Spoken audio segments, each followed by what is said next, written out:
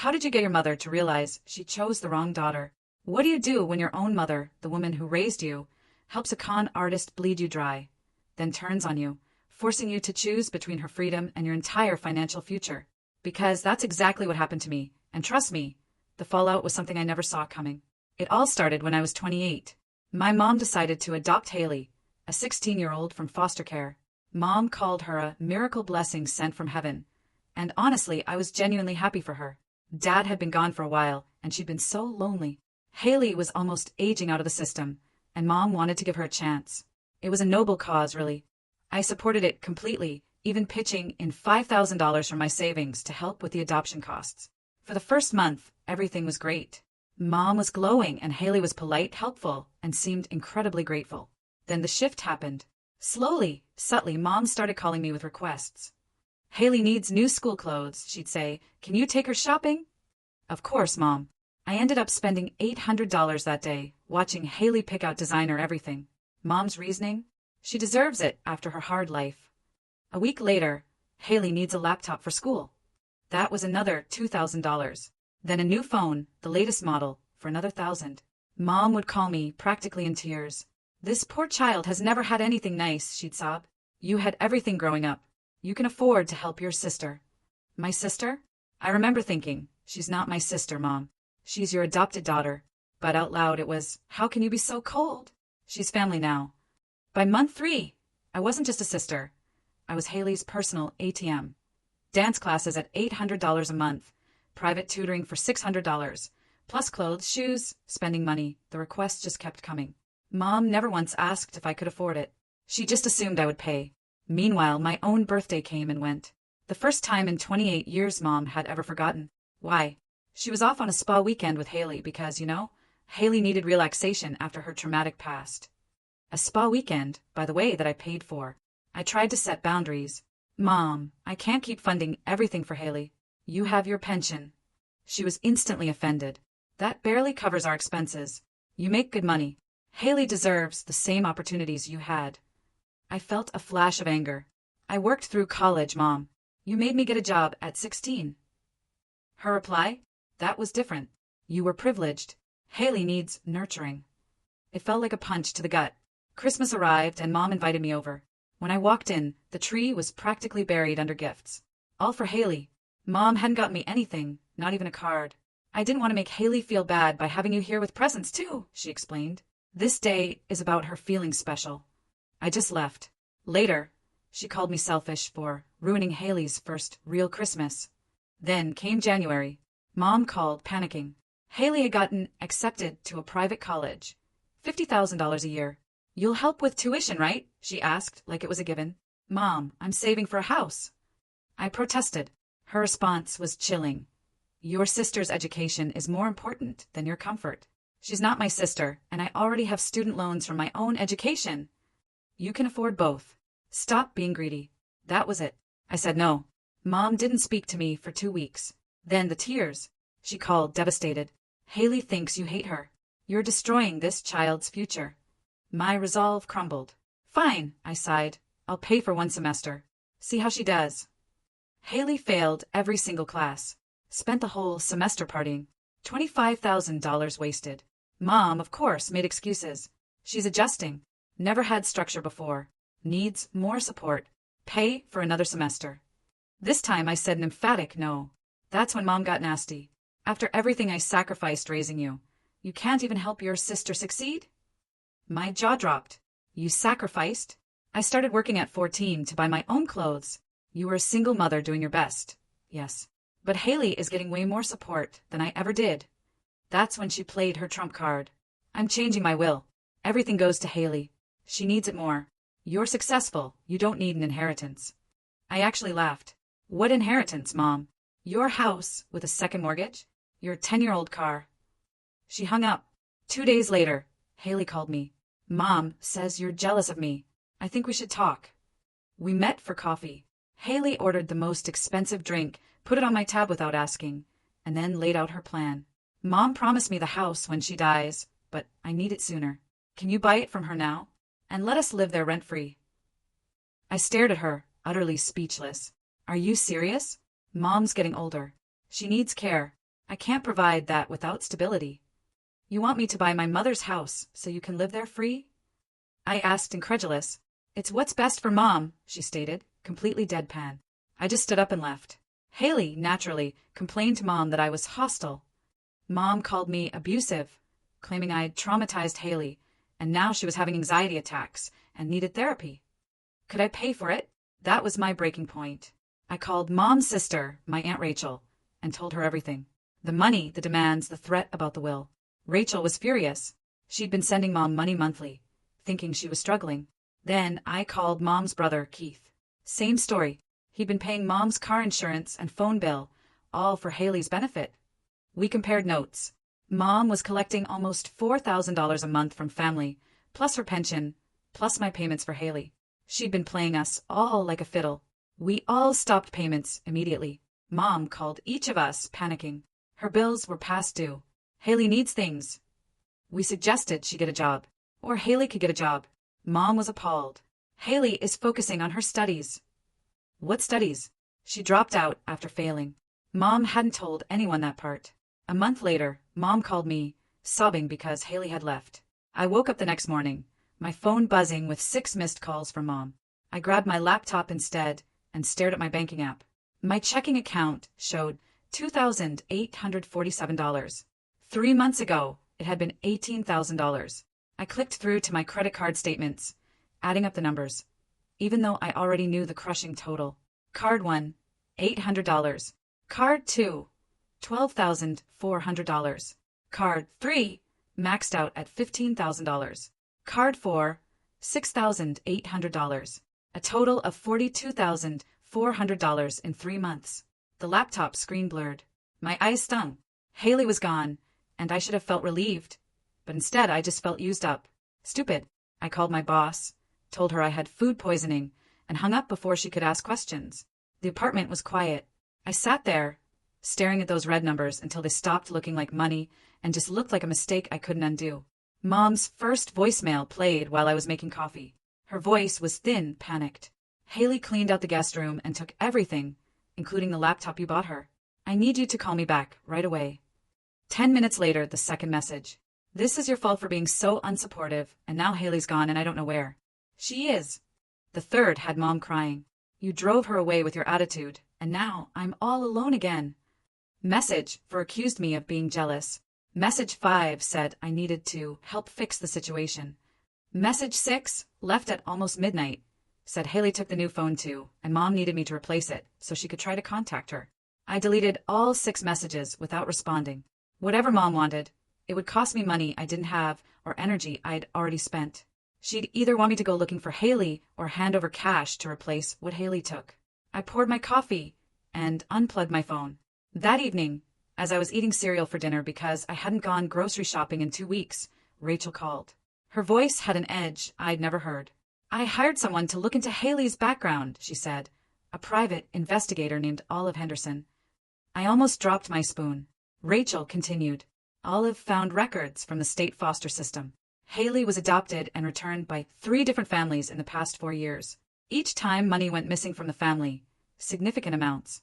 Credit cards, cash, jewelry that got sold. My stomach lurched.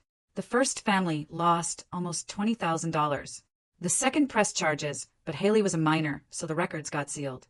The third just returned her without filing a report. Rachel's voice got quieter. Your mother either didn't check Haley's history, or she saw it and didn't care. Either way, this was always going to happen. I hung up feeling sick, furious, and validated all at once. 3 days later, Keith called with a plan. A family meeting at his house that Saturday afternoon.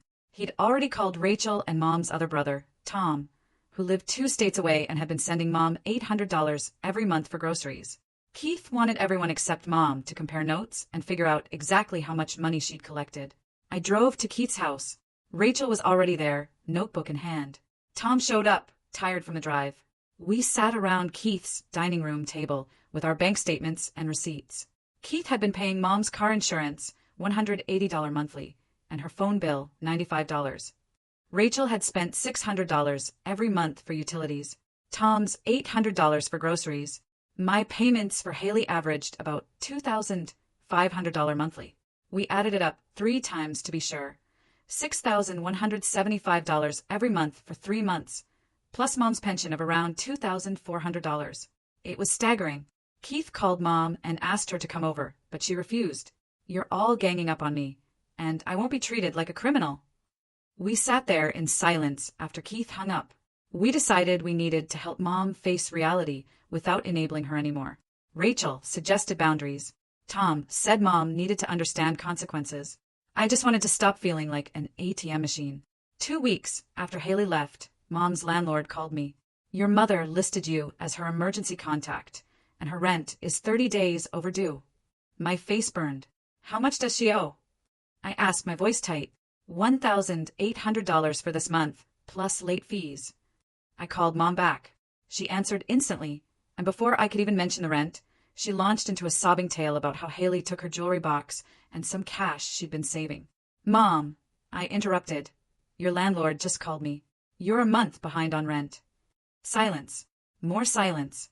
Then she started talking fast, explaining that the money from the family had been going to Haley's expenses. And now she didn't have enough. "What expenses, Mom? Haley's gone." She stammered. "Well, I bought a new couch last month because the old one was falling apart, and I leased a newer car because mine kept breaking down." The words flew out of my mouth before I could stop them. "You spent our money on furniture and a car." She got defensive. I needed those things, and Haley needed a nice home. I asked her directly how much debt she had. She admitted to $17,000 on credit cards. Her pension barely covered utilities, the car lease, and insurance.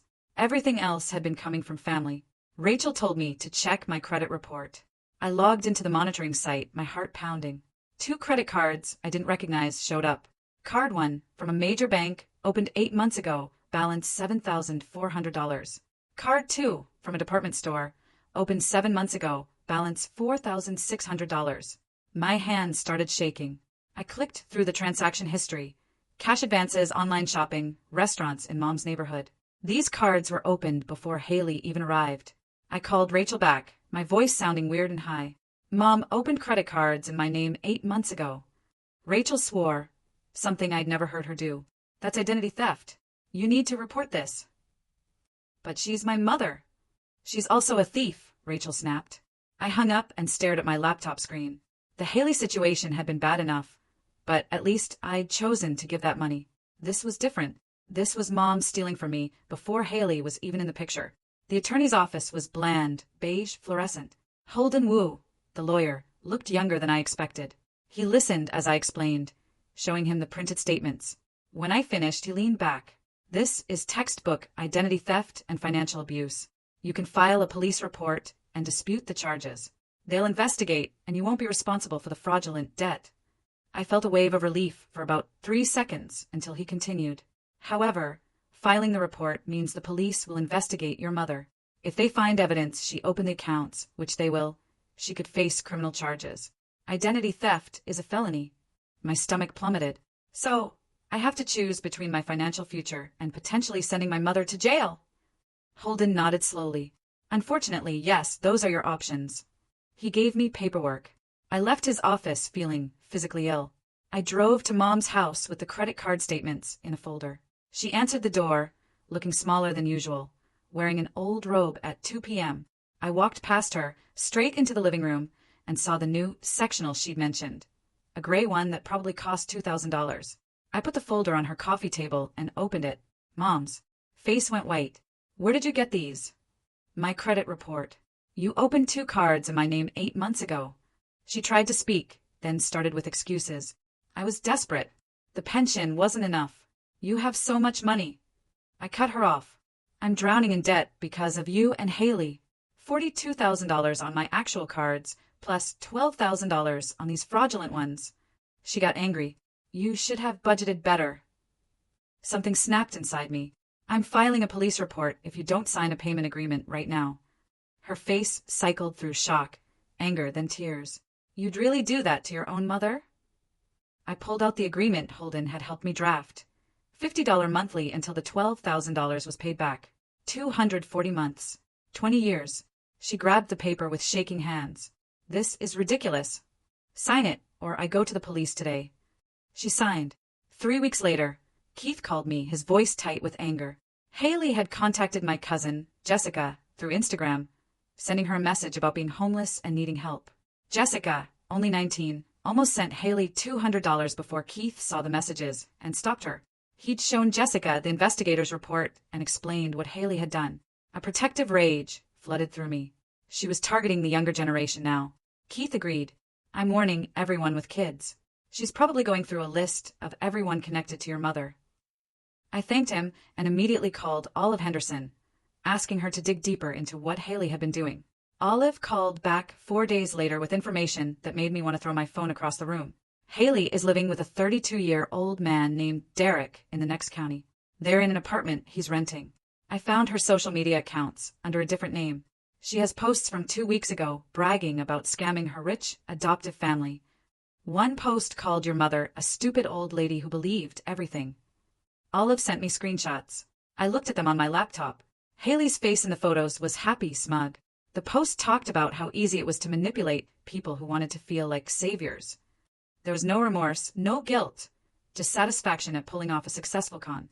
I saved all the screenshots. This confirmation that Haley never cared, that it was always calculated, somehow made it easier to accept what had happened. The evidence was clear and final. I forwarded Olive's report to Keith and Rachel. The screenshots went into a shared cloud folder we'd created for documenting everything related to Mom and Haley.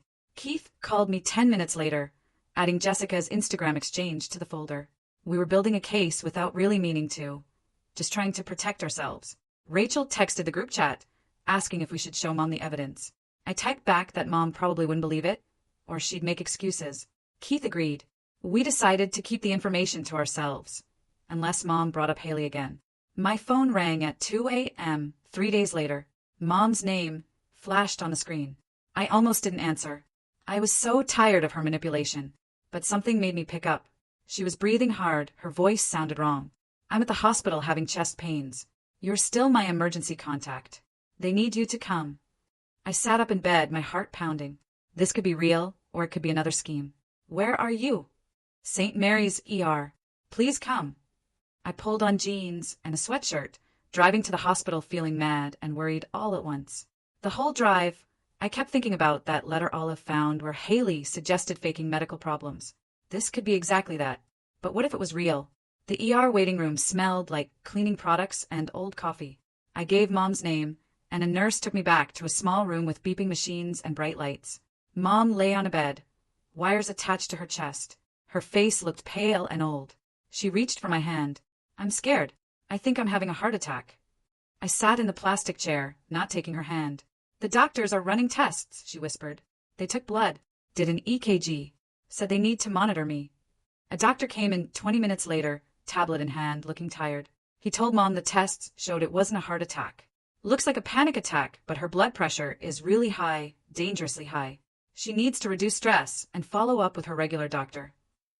Mom started crying, saying she'd been under so much stress. The doctor nodded and left. I sat there for 6 hours while they ran more tests and monitored her blood pressure. Mom fell asleep around 5 a.m. Her purse was on the chair, next to me. I needed to find her insurance card for the paperwork they gave me. I opened the purse, digging through receipts, old tissues, her wallet. A folded piece of paper was stuck in the side pocket. I pulled it out. It was a letter. Haley's handwriting at the top, dated 2 months before she left. I started reading, and my stomach dropped. The letter talked about their plan to get more money for me. Haley wrote about how I was starting to resist, and suggested Mom should fake a medical emergency if I kept saying no. Said I'd cave if I think Mom's dying. Suggested chest pains because those always get attention. I read the letter 3 times. Each time made me feel sicker. Mom knew. She knew exactly what Haley was doing. They planned it together. Mom wasn't a victim of Haley's manipulation. She was a willing partner. I folded the letter and put it in my jacket pocket, my hand shaking. Mom woke up around 7. She blinked at the fluorescent lights and looked at me. Thank you for coming. I could have died. I pulled the letter from my pocket, unfolded it, and held it up so she could see. Did you know Haley was using you to scam the family? Mom's eyes went wide. Where did you get that? Your purse. While looking for your insurance card. Answer the question. She tried to grab the letter. I pulled it back. That's private. It's evidence. Did you know what Haley was doing? Mom's face changed, from shocked to defensive. I don't know what you're talking about. The letter literally describes your plan to fake medical emergencies.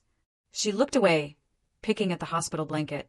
I knew Haley had been in trouble before, but I thought if I gave her love and money, she'd change. That's not an answer. Did you know she was scamming us? Mom was quiet for a long time. Then she nodded. I got caught up in having someone who needed me. After your dad died, I felt useless. Haley made me feel important. I didn't want to see the truth about what we were doing. For the first time ever, she said she was sorry for hurting me. Then, immediately, she added that she was lonely and grieving and didn't know what else to do. I folded the letter and put it back in my pocket. I'll help you get stable, but only under specific conditions. What conditions? She asked, wary. We're writing contract. I'm not giving you any more money without rules. Mom looked insulted. I'm your mother, not a business deal. You opened credit cards in my name and planned fake emergencies with Haley. This is a business deal now. She didn't argue. I called Holden Wu from the hospital parking lot. He drafted an agreement. It was simple. Mom had to attend financial counseling. Pay me back $50 monthly for the fraudulent credit cards. Have no contact with Haley. And I would only provide emergency help after checking that the emergency was real. I took the contract to Mom's house 2 days after she was released. She read it at her kitchen table. Her mouth got tight. You're treating me like a criminal. You committed fraud against me. Sign it, or I file a police report. She picked up the pen, her hand shaking as she signed. I made a copy, left one with her, and took mine back to my apartment, filing it with all the other documents. Having clear rules written down made me feel stronger instead of guilty. 3 weeks passed. Mom called on a Tuesday afternoon. Her voice sounded normal. My car needs repairs. $300. I can't get to my doctor appointments without it. I was at work and stepped outside. Get a written estimate from the mechanic first. What? You don't trust me? She exploded, yelling that I was a cruel daughter, that I didn't care if she died, that I was punishing her for one mistake, that she raised me better than this. I hung up. She called back 4 times. I didn't answer. She didn't speak to me for 12 days. The silence felt peaceful instead of punishing. I didn't miss her calls or her guilt trips. On day 13, she texted, asking if I was free for coffee. I said no. A Facebook message appeared in my filtered inbox on a Saturday morning. It was from Haley. Long paragraphs about how Mom was telling everyone I abandoned them both. How Haley wanted to apologize and explain her side of things. The message claimed she was pregnant and scared that Mom was sick because of me, that she just wanted one chance to make things right. Every sentence was designed to make me feel guilty. I recognized all the manipulation tricks Olive warned me about. The fake pregnancy, the blame, the claim that one conversation would fix everything. I screenshotted the entire message, sent it to Holden Wu with a note that Haley was still trying to con me, then blocked her on Facebook, Instagram, and every other platform I could think of. Blocking her felt powerful, like I was finally learning to protect myself instead of falling for fake remorse. For months after the family stopped sending money, Mom's landlord filed for eviction. Mom called me, sobbing. I'm going to be homeless. They're kicking me out. I can't live on the street. I called the landlord directly. Mom owed 4 months' rent. Hadn't applied for any assistance programs. Hadn't looked for cheaper housing, even though I'd sent her a list. The landlord sounded tired. He'd given her extensions, payment plans, but she kept spending money on other things instead of rent. I called Rachel. We spent a weekend helping Mom find a small apartment that cost half what her current place did. Keith agreed to co-sign the lease. Mom cried when she saw the new apartment. It's so small. This is what you can afford, I told her plainly. She moved in 2 weeks later. I helped her pack, watching her lose the house she'd lived in for 15 years. Part of me felt sad, watching her downsize her whole life into a tiny 1-bedroom. But another part knew this consequence was necessary. She created the situation by lying, stealing, and refusing to budget. Keith, Rachel, and I met at a coffee shop the week after Mom moved. We sat at a corner table with notebooks and coffee cups. We needed a plan for helping Mom that didn't let her manipulate us or drain anyone too much. Keith suggested we rotate checking on her, each of us taking 1 week per month. Rachel said we should split her therapy co-pays 3 ways if she actually went. I added that she needed to provide documentation before getting financial help. We wrote everything down, created a shared calendar, set up a group chat. Having my extended family's support made this feel manageable instead of overwhelming. We all agreed that helping Mom meant accepting she'd probably never fully understand what she did wrong, but we could still support her basic needs without enabling bad behavior. In October, I started seeing a therapist specializing in family trauma and financial abuse. Her office had soft lighting and comfortable chairs. The first session, I told her everything about Mom, Haley, and the money. Paloma listened, then asked me about my childhood. I talked about working since I was 14, Mom making me buy my own clothes, always feeling responsible for Mom's happiness. Paloma helped me see patterns I never noticed before. How Mom used guilt and obligation to control me my whole life. How the Haley situation was just an extreme version of dynamics that already existed. I cried in her office, realizing Mom's manipulation didn't start with Haley. It started when I was a kid and Mom made me feel responsible for fixing her loneliness after Dad died. Processing this hurt, but Paloma taught me to separate love from obligation. She showed me that protecting myself didn't make me a bad daughter. Each session helped me understand that I can care about Mom without sacrificing myself. 6 months after Haley left, Mom and I met for lunch at a neutral restaurant. We sat across from each other. Mom looked older, more tired. We ordered, then sat in an uncomfortable silence. Finally, Mom spoke. I resent that you became successful, while I feel like I wasted my life. Having Haley made me feel important and needed in ways I hadn't felt since your father died. Her honesty surprised me. I told her I needed her to see me as a person instead of a resource, that I couldn't keep being her solution to every problem. She nodded slowly, not fully understanding, but agreed to keep trying in therapy. We ate our food and talked about small things, the weather, her new apartment, my job. Nothing deep, but it was honest. We left with an understanding that our relationship would never be what either of us wanted, but it could be real with boundaries. That felt like enough. 7 months crawled by. I checked every dollar twice. My debt was shrinking. I ate leftovers, skipped new clothes. My coworkers went to happy hour and I stayed home. The sacrifices added up, slowly like pennies in a jar. By month 6, I had $12,000 saved. By month 7, I hit $15,000, enough for a down payment. I met a real estate agent. The third house she showed me was a tiny 2-bedroom ranch with outdated carpet, but good bones. I put in an offer that day. The seller accepted within 24 hours. 3 weeks later, I sat at a title company, signing papers. My hand cramped from writing my name so many times. The mortgage officer slid the final document across the desk. Congratulations. I walked out of that office, owning a house. My house. Not Mom's, not for Haley. Mine. I bought paint and spent weekends covering the beige walls with colors I actually liked. Aunt Rachel helped me hang curtains. Uncle Keith installed new light fixtures. Mom even showed up on moving day with a casserole dish. She walked through the rooms, looking at everything with an expression I couldn't quite read. The house is small, she said quietly, but I heard her. I chose not to respond. We ate pizza on the floor of my empty living room, and Mom told a story about my dad that actually made me laugh. For one afternoon, it felt almost normal. A month later, my phone rang at work. Olive Henderson's name. I stepped outside. She told me Haley got arrested in Arizona for stealing from an old couple she was living with. Haley had told them she was a nursing student. Instead, she drained their checking account and maxed out their credit cards. The couple's son caught her and called the police. Olive said there were similar complaints from Nevada and New Mexico, a pattern going back at least 2 years. The prosecutor thought Haley would get jail time because the evidence was solid and the victims were elderly. A wave of relief washed through me. Not happiness, but knowing she couldn't hurt anyone else for a while. Olive mentioned that my police report about the identity theft had helped establish Haley's history. I thanked her and hung up. That night, I called Aunt Rachel. She just said, "Good," and we sat quiet on the phone for a minute. Neither of us needed to say more. 2 weeks after Olive's call, Mom showed up at my house without warning. She held a small plant and a white envelope. I opened the door, and she handed them to me without speaking. The card inside had flowers and 4 words in Mom's handwriting. "I'm sorry for not seeing you." No explanation.